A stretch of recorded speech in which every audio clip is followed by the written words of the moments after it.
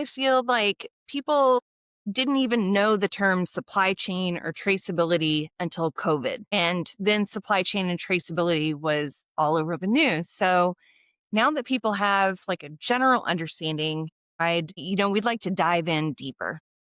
Yeah, it's definitely it's definitely something that affects, like you said, affects our everyday lives, right? hmm It Yes. does. So, did you know that 1 in 6 Americans get sick from foodborne illness, according to the CDC, every year? That's yeah, that's more than I would expect. I feel like everybody like feels a little tummy trouble and they ascribe it to food poisoning, but it's more than like tummy trouble, right? It's like Right. And it also can get very expensive. We're talking multi-million dollar recalls across the food industry. So consumers are just much more aware these days of the price at the grocery store, and traceability affects that. And that's why we want to talk about how to protect profits during recalls. multi-million dollar recalls and 1 in 6 Americans sounds like a worthy topic. So I'm Yeah. excited to dive in. Let's get going. So everybody, welcome back to Traceability Talk. My name is Matt. I'm your host today, and today's episode really explores a lot of what Amber was just talking about, the critical intersection of food safety, traceability, and profitability. As she kind of mentioned, as food recalls become more frequent and costly, we're going to dive into how businesses can both protect their bottom line while safeguarding public health. Leading this conversation, you've already heard, is Amber Engebretson from TrustLink, who is an expert on all things traceability solutions. And we're excited to have a special guest, Lucy Angarisa from GS1. If you don't know GS1, you probably do, but GS1 is a not-for-profit global data standards organization that creates this common language for companies to identify, capture, and share trusted data that links their physical and digital supply chains. And they're kind of famous for their best known for their UPC barcodes, and millions of businesses around the world power commerce with GS1 standards. So today we're excited to chat with Lucy. Lucy, welcome. We'd love to just hear who you are and what you're all about and what you do at GS1. Thank you so much for having me, Matt. I am very excited to be here. So I've been at GS1 US for about 4 years. Well, what we do is, like you mentioned, we collaborate with all the supply chain stakeholders to solve their common business challenges through that use of that common language. But actually, even though I've been here for 4 years, a lot of people tell me, haven't you always worked for GS1 US? I'm like, no, I really work for them because before that, actually, I used GS1 standards a lot in my previous life. I used to work at IPC, that is the supply chain arm for the Subway restaurant chain. And we implemented GS1 standards for traceability for about 9 years, and we saw it. It was a reality. End-to-end traceability, we saw it work, not only for the smaller to medium to large suppliers, distributors, redistributors, but we also focused a lot on measuring the benefit. Of course, main thing is food safety, right? We all eat, we all care about food safety, but also we started looking at ROI. And I can tell you it is something that can help regardless of the size of your company. And I just saw it work. So it is near and dear to my heart. And here at GS1 US, I've been very focused on helping companies with FISMA 204 and that new traceability regulation. So now I get to work with so many other companies, understanding their challenges, understanding how to get to that MVP, right? Minimum viable product for, to meet regulation. But constantly the conversation is there's other benefit. There's not just that meet compliance and be done with it. Awesome. Well, Lucy, thank you. Super excited to have you here. We want to hear from Amber. Amber, if you could just give us the quick intro, who you are and what you do at TrustLink. Sure. I am a traceability solution consultant at PLM TrustLink. So we know a lot about supply chain, and we can take any unique identifier, and whether that's a barcode, 2D barcode, or RFID, we can track it through the supply chain end to end. Awesome. Um, Well, I know we might get into this later, but Lucy, you mentioned FSMA 204. Can you just give like the 30-second introduction to what that is, just in case there's one person out there who doesn't know? 30 seconds, that's a lot of pressure, but yes. So basically, it's a traceability record keeping regulation that establishes a standard way that every role in the supply chain needs to capture information.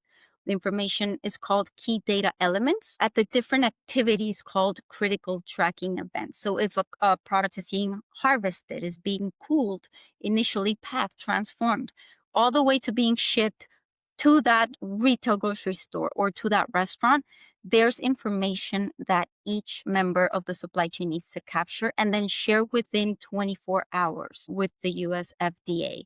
And in a nutshell, that's what it is. We, as a standards organization, collaborate as to, well, standards are not required, but this is the best way, companies can align and get more from these traceability programs. How would you, if you had to just really describe like why protecting profits during recalls is just kind of super critical, right, for food businesses today? It's kind of it's top of the list. Like, how would you describe that? Recalls are no longer operational disruptions. They're brand defining moments, and they last for years or even decades. And so recalls themselves are not just a moment in time, cost to your profit and loss statement or your stock price. It is compounded even over the years. And a lot of people will ask, what is traceability or investing in traceability really worth? And they see it as an insurance policy, which is good. It is an insurance policy. So if something were to happen, and God forbid it does, but if something were to happen, you have this insurance policy where you can track your food back through the supply chain. And I think it's a really big responsibility for food companies, grocers, and restaurants. You know, food has the power to bring people together. There also comes a great responsibility for public health and safety.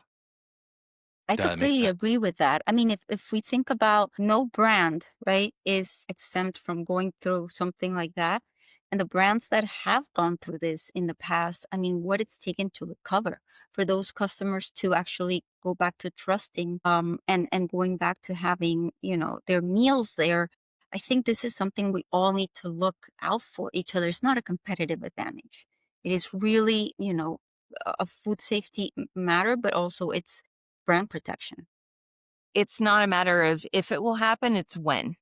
Yeah. And are you prepared for your brand, for your customers? Are you going to protect them? How can you protect them better? Awesome. Thank you.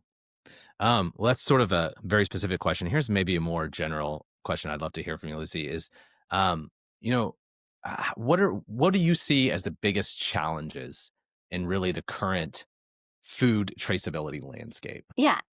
I mean, I can think of not just the biggest, but also the ones that have remained over the years because traceability is not new to food, right? Ever since 2006, 2009, Produce Traceability Initiative, Institute of Food Technologists, everybody was even establishing this language, the KDEs and CTEs, to make sure we had better traceability systems. And I think one of the biggest challenges throughout the years has been first, the lack of education on how this can be accomplished. And then, of course, alignment across the supply chain on what do we need to do, right? Everybody has maybe their own four walls and disparate systems that don't talk. And everybody might think, oh, I already do traceability. It's fine. I just make a phone call and I know what we received. But in all these years, full supply chain effort of we are not in a silo. We need to work together. I think that is coming now with FSMA 204. All these stakeholders are really understanding, hey, I can't just do this alone. I'm going to have to worry about what my trading partner sends me. And this is creating so much more education, but also, understanding how the best way to do this is, because regulation focus on the what, but it doesn't focus on the how. And if you ask someone, what is traceability? Everybody has different definitions, right? So it's just getting on these are the minimum key data elements. This is the steps where we need to capture them. And this is the way to best share it. That I think is making quite a progress. The other big challenge I think is cost. Once you understand what you need to do, a lot of, is needed, probably maybe investments in technology, not 100% required, but yes, it's a way to do it most effectively and efficiently. And with that, ROI is really hard to quantify because most of these companies, I mean, the training to be able to capture ROI before you implement a technology program or a traceability program, it is hard. And sometimes that upfront cost is too overwhelming to even spend time on. What am I spending today without having these systems and these traceability programs in place? Amber, what do you think? What I would add is that advanced traceability programs truly take influencers and stakeholders with a lot of reach. And it what I've seen in the food supply chain is that it typically is a leader who has been previously in retail and already understands barcodes, RFID technology. They've seen it work for the past 50 years and they want to implement it into the food supply chain. So, and I also think that when you are a brand, when you go through a recall, you are the one whose image and brand is at risk with your customers, right? But there needs to be influence or pressure, whatever you'd like to call it, back in the supply chain. So the distributors, the suppliers, they need to conform to these standards as well, even though their names aren't the ones that are, in the news. Lucy, I'm curious, do you have an example of a brand that's like done it right? That you're just like, oh, like they experienced this and they just did a great job, like with the brand reputation and like, knew what to do. Actually, I can talk to my previous life. I mean, we've seen recent recalls in the news where brands have been able to catch what is impacted. A recent one was onions or something like that. But I'm going to talk to my previous life experience. Yeah. With IPC, you can Google this. It's called IPC Subway Traceability Case Study. We did this several times. Once we had that end-to-end traceability system established, and it doesn't mean that every single case that was delivered at every single restaurant was captured in the system. It wasn't 100% perfect. We were like 50% there of, I guess if you think about the subway system, it's about 25,000 restaurants in North America. I don't know if those numbers have changed recently, but that's kind of where we were at that time. And we had a situation where 7 cases of risk product was out in anywhere from like 700 plus locations. Now this, to find a needle in a haystack, right? It is very challenging. And we all go through that in the food industry. How much time does it take to go to all these locations that could have potentially received the product? But it actually took about 2 hours to find. Why was that? Because we had the system. There were some distribution partners that were scanning as they were delivering the cases. They were scanning GS1 and 128 barcodes that had the G10, the date, and the lot. And all that data was getting consumed daily. So we found 4 cases immediately. And then for the remaining cases, we were looking at the shipment routes that followed those stores that we found, and we found everything within 2 hours. Now, if we think about, yes, the time we didn't waste, the product we didn't discard that was good, right? We also think about the risk because this is a very high volume moving item. And we were able to catch that within 2 hours, every single case was accounted for. And that is what companies can achieve with this, not just regulatory compliance, but keeping their customers safe, their brands protected. That's huge. I mean, from like a brand reputation standpoint, like to be able to communicate, it's about story, right? Like Yes. brand reputation about story and be able to tell a story of like speed and like clarity. Like we know exactly which box it was in and where it went and how it got there. And this is how, like, that's just, I mean, that's invaluable, right? To And be able even to, if there's, yes, and even if you're not 100% perfect, don't wait for perfection, right? We weren't perfect. We didn't have every single case being scammed, but what do you have? Where's your progress? You can save so much time taking it a step at a time and understanding you'll never get to perfection, but look, leverage what you have today. yeah. It's also about, transparent. I mean, I hear you also talking about transparent communication during a recall. I know, Amber, you've had experiences with that. I don't know. How do you feel like transparent communication during a recall can kind of strengthen that customer loyalty and trust? Well, I think traceability is a very powerful brand builder. And the one thing a traceability program, a robust traceability program, can provide, again, that insurance policy is the confidence in the data and being able to, like Lucy mentioned, surgically remove items, knowing exactly where they are instead of just pulling everything out of an abundance of caution is not only very powerful, but it makes your company more profitable. I feel like that's kind of a perfect lead into what I was curious about. What I want to hear from both of you really is, if you're talking internally, right? If there's some sort of champion within the organization that's wanting to champion traceability, should companies frame traceability investments to their stakeholders, as more as about profit protection and not just compliance, like you were talking earlier, Lucy, about, it's not just compliance, but people think of it that way. So how do you frame that to stakeholders if somebody's out there and they're wanting to grow this, to invest in this? How do they frame that to stakeholders in their organization? First of all, you need to bring a lot of chocolate to the IT people. They tend to like it. I get messed with IT people. I used to be one of them. But no, actually, the what's in it for me is big. I think once you get to that leadership audience, one thing you need to kind of make sure is a clear message is a lot of people think traceability and all this enhanced traceability, we already do it, but getting that step further, right? More automated, more streamlined, more cohesive. It's a very high cost, right? I mean, I want to have that inexpensive way to do it. But what they're not seeing is that the day-to-day errors today, because there's lack of data, because there's bad communication, because you're discarding the good product, all this time you're wasting because you're doing all of this manually, nobody really stops to calculate that. We had an example actually, when we started the traceability program, we didn't even have master data, clean master data to start it. So we went to our leadership team and we said, look, let's focus on this because look at how much we're wasting because we have bad data. And we were able to measure, once we had the clean master data, $1.3 million in cost avoidance just from better product information.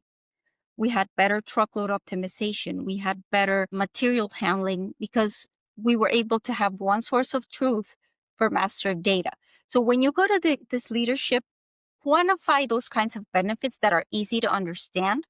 And maybe it's not the whole traceability program. Pick something that you can clean up first and understand this is the benefit we will get.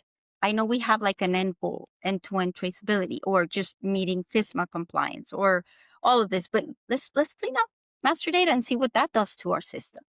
And we have calculators out there that we've shared, for GS1 US as an industry to say, look, this is how you can calculate benefit for this. So it's really about just taking it one step at a time, not showing the full picture and how it needs to get to perfection, but what's in it for us in the next 3 months? How can we get benefit, the low hanging fruit? What is the industry doing today? How can we leverage what we have today to get to our next step and the next step?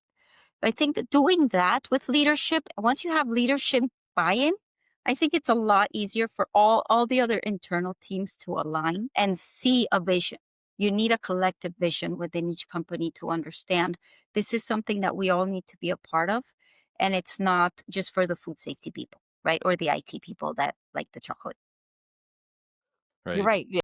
It's for the entire company. And when leaders realize that traceability programs, especially advanced technology, 2D barcodes or RFID, they realize that it's a strategic investment, a strategic asset, really. Um, and to your point, Lucy, saving labor, saving waste, those all are, impact the bottom line. And creates, like, I guess, a competitive advantage in the marketplace to a certain extent. Yes, absolutely. You think about the kind of decisions you can make with this traceability data. It's not more or different data, right? If you know where your product is, how much of it, and what are the expiration dates. I mean, think about LTOs, limited time offers. Think about supply and demand planning. Think about inventory management. These are areas that will absolutely love that information. I remember when we started collecting all this, our supply planning team was like, oh my God, you have this data. Let's look at it. Let's look at it real time. And how can we, for example, have better contingency plans? There's transportation issues. How can we move this product quicker? Where can we get the best replacement product from? There's so many layers of information that can help with the different areas within a company just from that traceability data. Yeah, I think of business continuity as one of the biggest advantages of a traceability program. So if you do need to have a recall and you're pulling a specific protein, you have a digital menu board, you can start promoting, steak versus chicken, chicken versus steak. Uh, when you know that your supply will be low within the supply chain. Is there a department that you were surprised where it was able to use this data? Is there ever like a team in one of these organizations that you were like, oh, I never would have imagined you guys would have been able to use this data? Yeah, I mean, for us, it was the supply and demand planning teams. They were super excited about how they could do better forecasting, how they could do better LTO management, understanding where that full set of data was end to end. It was really, really exciting for them. Found that the operations team, because some of the responsibility can fall on them to scan upon delivery, whether it's barcode, 2D, or RFID. And that's a daily or several times a week kind of task. But once you have a recall and they're not having to explain to customers, we're out of that, they're not out of it because it was only, the West Coast that was affected. They didn't pull everything from the supply chain. So the East Coast, like those operators, don't have to have those awkward conversations with customers, explaining why they're out of something. So it definitely has a customer service, a consumer impact that the operations teams, become to appreciate what they're doing every day to support traceability programs. Yeah, because I mean, recalls have so many ripple effects that are probably, I mean, you guys are in this world day in, day out. Like there's so many ripple effects of a recall, right? And there's probably a lot of, I guess, even like hidden costs. What are some of those? I don't know. How would you describe some of those hidden costs of a recall that maybe people don't know about? I mean, we're used to hearing a lot that $10 million a year in food recalls, right, in the U.S. only. And it doesn't include the cost of lawsuits or the tainted reputation. You can't quantify, that consumer risk piece. But we do have some numbers. If you think about, we go back to the romaine lettuce recall in 2019. I don't know if you guys remember that, but that's when I started eating kale. It was chewy. Really, I mean, we think about that and the cost of just that. One recall was about $300 million. This is public figure. You can look it up. But, this wasn't just a cost to the growers or to the produce industry. After that, the consumer price increased 168%. So this is not something that the supplier assumes the cost, or everyone in the supply chain up to the end consumer really have to deal with that cost. And it trickles down very quickly. Wow, 300 million. It's a range, actually. I believe it's 276 million to 343 million. That's more or less what the average cost of that recall was. Amber, you I were going to would say? I would add to that labor, the amount of effort it takes to actually remove items from a supply chain at each node, from the grower to the distributor to the restaurant or grocer, the labor that it takes to not only communicate, and hopefully you've communicated correctly, and actually removing that product. And that's a huge cost. Um, or if I'm just going to go to RFID because I'm very passionate about it, that, you can go from weeks or hours trying to find food within your supply chain if you're using barcode, but 2D and RFID, contains a lot more information. And with RFID, you don't need a line of sight to scan. So you're not scanning every single case that comes in. You're able to scan hundreds of cases within seconds. And with, the current landscape of labor shortages and, just being able to hire the right people, if you can reduce the amount of time they're doing something that, currently is very manual, you can not only you could save that labor and save that cost, or you could reposition them to do something more skillful. Restaurant managers can spend more time with customers or developing their people or teaching culinary skills rather than doing paperwork or answering emails, and really just crossing your fingers that you got the right product out of your restaurant and you're not going to make any of your customers sick. Well, ripple effects and hidden costs. It probably goes, the list is probably long, I'm assuming. Um, maybe switching gears just a little bit. I know, I asked you at the very top, Lizzie, just for the quick FSMA 204 breakdown. Um, but correct me if I'm wrong, but there might be some confusion around FSMA 204 and the FDA's kind of 30-month delay. What would you say? What should companies be doing right now to stay on track, basically? Well, what we're hearing the industry say is we're not going to stop, like leading retailers, leading operators. The FDA really gave this time because they realized it was necessary. It wasn't a time to just, oh, let's pause and see what happens. It was a time that as companies continue to implement their programs, they're going to need it. They're going to need this time to lay the right foundation. We've heard, we're going to go back and understand, that master data. Is it feeding the right systems? Do we have the right identifiers? Are they correct? Are we sharing this with our trading partners the way we should be? So it's not about taking the foot off the gas, really. What we're hearing is, continue those investments, continue those projects we already had outlined, but also use this time to lay the right foundation, data accuracy being the top of mind, right? We have more time now. We can monitor, we can set those places where we're going to check the physical and the digital. We're going to establish data governance. Who can change this information where? Conduct pilots, and also even educate those smaller trading partners that don't really have all the tools they need. Support them on how they can also be a part of this and get benefit from that. So that 30-month delay is really not oh, you can relax for 30 months, is keep going. And now, focus on doing everything, the way that can benefit, not just meeting compliance by this deadline, but also in the longer term. Yeah, I agree. You should start small, but start smart. And I think that with the 30-month delay, providing this extra time for pilots is very smart. And the big companies they're not taking the foot off the brake. Big companies are moving forward with it. And I think it takes more education for those smaller companies that Lucy mentioned, but also know that it's not a high cost of entry into a traceability program. It can be very affordable, and not just the investment in it in and of itself, but the ROI is really incredible. Again, it goes across many departments, across an organization, and also impacts stakeholders on Wall Street.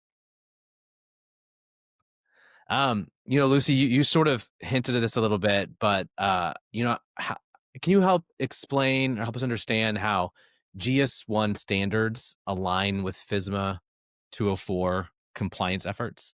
Just kind of break that down for us. Absolutely. I think one of the key things we do is we bring all of these stakeholders together, regardless where you are in the supply chain, regardless of the level of technology you're using, how sophisticated or basic Excel sheet you are. I think the alignment and focusing on, okay, if we have one common language, I like to give the example of the Phoenicians because they came up with the alphabet because they couldn't transact across the Mediterranean. Nobody could interpret their hieroglyphics. And this is what we do in business today, right? I want you to interpret my database and my own identifiers and my legacy systems. What GS1 does is provides that adapter where you can just understand each other's systems without all this human interaction and mapping and translation. So I think that just brings everyone together, regardless of if they're doing a third party system, if they're doing a manual system, if they're doing an internal effort, to focus on what is really, you know, bringing that value, what will enable you to get to that, okay, this is the data I need and where is it and how can I best capture it and how can I best share it, which is what GS1 standards does. And I think, just having that connection happen and that communication happen between partners, whatever size they are, is bringing that, the documents we have put out there, the work groups that we have, is bringing that, okay, this is the how. It's not just the what, but this is how to do it. And this is what we need to do for best practice that we can leverage our current investments.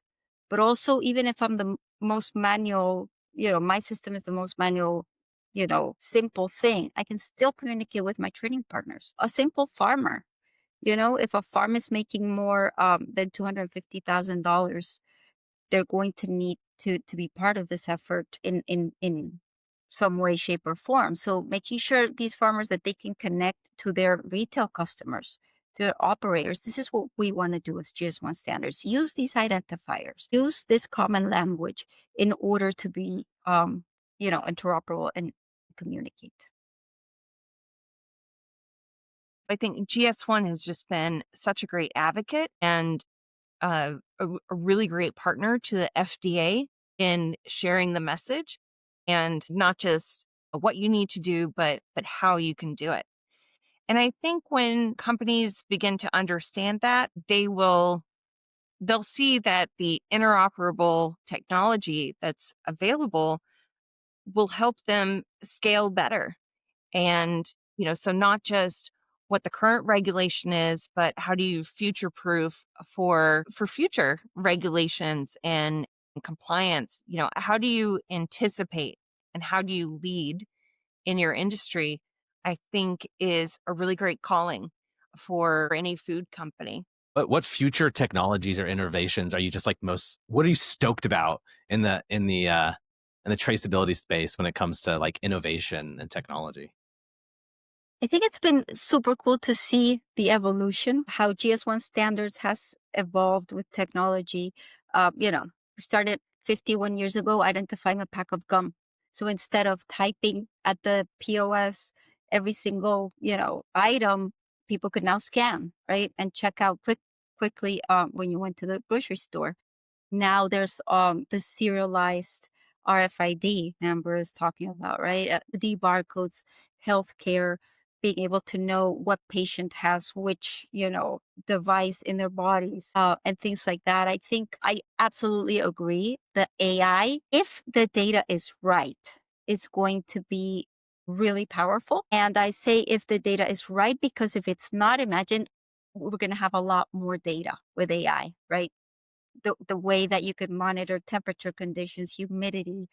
I was once in a hospitality event saying, they used to take pictures of the food that was being thrown away, and that way they could better optimize their inventory orders for other events just by taking those pictures. So if you have a good foundation of what kind of data and language you're using, I think it's going to be incredibly powerful in order to, have much better inventory management, visibility, understanding where waste happens, in the supply chain, making sure we can reduce that overproduction of food where it's not needed, conserve those resources like water and land and things like that, just using technology. So it's a bright horizon out there. Yeah, I mean, it's sort of a more like equitable, sustainable future with this technology, is what I hear you saying. Yeah, yeah, definitely. I mean, waste. We hear this. It's been the same number for many years. 1/3 of the food produced globally ends up in waste, right? And it's even before reaching the consumer. And that's 1.3 billion tons, I think, of food produced annually. So if we're doing traceability, if we're using this, better technology, we know where the food waste happens. We know how to better plan for it. We know how much food is in what location and, be able to have better contingency plans. What we were talking about, transportation issues. How can we move this product from one place to the next? Amber, is there anything, I know you mentioned the role of AI. Is there any other like innovation or technology that you're stoked to see in the traceability space? Well, again, RFID has been in retail for so many years, and it was created back in World War II. I mean, that kind of technology, and it's advanced so much. What I think is out there is a misconception about how expensive RFID is. And because of the use of RFID tags by big players like especially Walmart or even Chipotle, the price of tags is coming down to pennies. And it is such a small investment. Always liken it to, if I'm going shopping, I'm buying a t shirt, a $10 t shirt, and I'm putting it on my back. It has an RFID tag. Why wouldn't I want to have an RFID tag on the lettuce that I'm buying for my family and putting inside our bodies? That kind of data transparency and trust, I think, should be a part of the food landscape and not just retail. Retail has proven that it works. Now let's make it work for food. You might have just said it, Amber, but is there, if listeners had, kind of could take away one kind of key message from today, what do you think it should be? Well, I think that trust, transparency, and traceability is it's very important within our food supply chain. I think that companies should lean on trusted advisors like GS1, like even the FDA. You can even submit questions to them, or technology partners like PLM TrustLink, and listen to the people who have done it already and learn from them. It's still a new-ish landscape, but there are leaders, and we need to learn from them and really bring the rest of the industry along with us. Thanks, Amber. Lucy, what about you? If people had one key message from the discussion today, what would you want to say to somebody? Or also, what would you say to a company that's just beginning their traceability journey? Absolutely, that you're not alone, that there's people that can save you a lot of time and effort, and that, you should start now.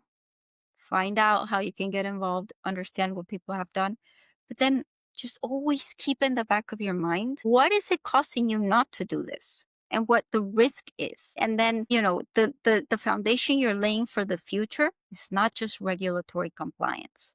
The foundation you're laying is for automation, for more efficiency throughout your supply chain, for better decision making. I'm going to leave you with this example. I mean, we took about 6 years to implement end-to-end traceability at IPC. And you can search this case study as well. It's called IPC Inventory Management Case Study. So with everything we had done with traceability, implementing GS1 standards, GTINs, GLNs, those identifiers, the barcodes, the sharing information in a automated, more standardized way for products, for example, we laid the foundation for an automated inventory management system. And we quantified how much time that was saving. And this was very conservative because it was during COVID, but just saving 15 minutes per restaurant, not having to write down their inventory and typing it, but doing it automatically we were able to quantify $72 million a year in cost avoidance. So always keep your mind in the horizon. I know it's hard to measure what you're wasting today or what you're losing today, but think about what you're laying the foundation for the future. And this is not just about, meeting compliance, and it's hard, and, and it takes money. Yes, it does. We're not saying it's easy, but it's worth it. Thanks, Lucy. Where can people learn more about GS1 and also about PLM and the tools available, guys? For us, you can visit gs1us.org/FISMA. That's our FISMA webpage. You can always come to us. We are always happy to help anyone that needs to be pointed in the right direction. Yeah, absolutely. GS1 is the leader in traceability information and all of the tools that they provide online, and then also their training. It's really excellent. And you can also go to plmtrustlink.com and learn more about traceability software and how we can help. Awesome. Well, Lucy, Amber, thank you. Thank you for the joining the traceability talk. Everybody out there, keep on tracing. Is that a good tagline? Is that a good outro tagline? Keep on tracing. Okay. Keep on All right. tracing. Thank you, guys. All right. Bye. Bye, everyone.